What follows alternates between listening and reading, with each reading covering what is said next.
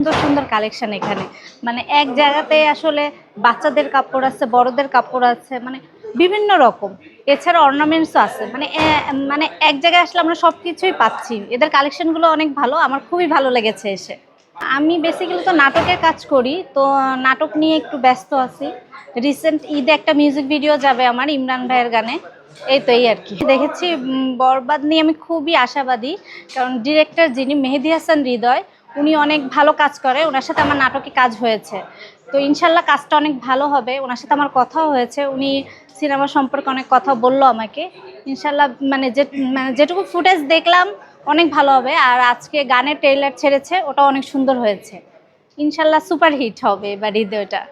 হয় আমি ওনার ফ্যান, ওনার কাজ অনেক ভালো লাগে আমার। সাকিব খানের লাস্ট আমি প্রিয়তমা সিনেমাটা দেখেছি, তো সিনেমাটা দেখে আমার অনেক ভালো লেগেছে।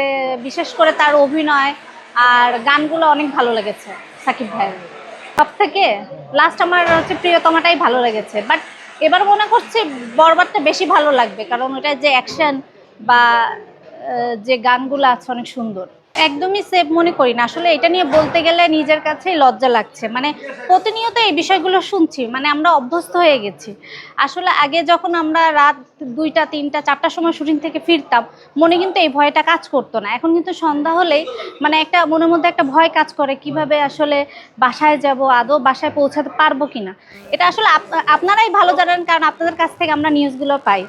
আর আসলে অনেক কিছু বলতে ইচ্ছা করে, আবার অনেক সময় আমাদের মুখ বন্ধ, মানে ও বলার অধিকার নেই, দেখার অধিকার আছে। তো যেটা মনে হয় যে কারণ তো নিরাপত্তা নাই, দেশটা ঠিকভাবে চলছে না, কেউ ওইভাবে সবকিছু ডিসিপ্লিন ভাবে করছে না।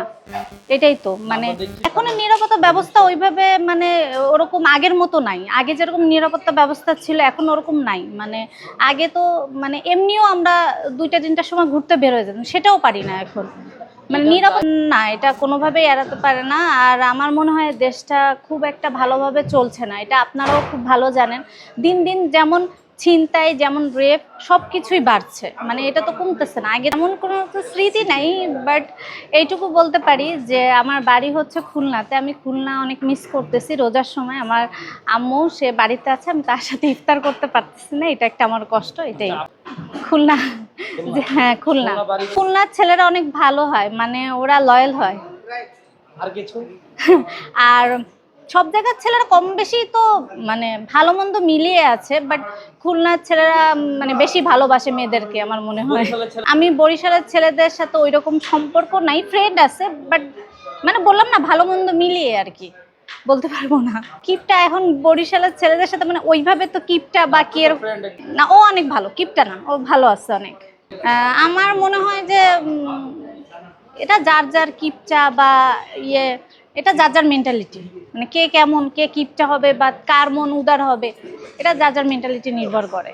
আচ্ছা অবশ্যই করব, কারণ তাকে আমার অনেক ভালো লাগে। আর তার সাথে কাজ করার জন্য সব নায়িকারাই তো আসলে সাকিব খান ভাইয়া।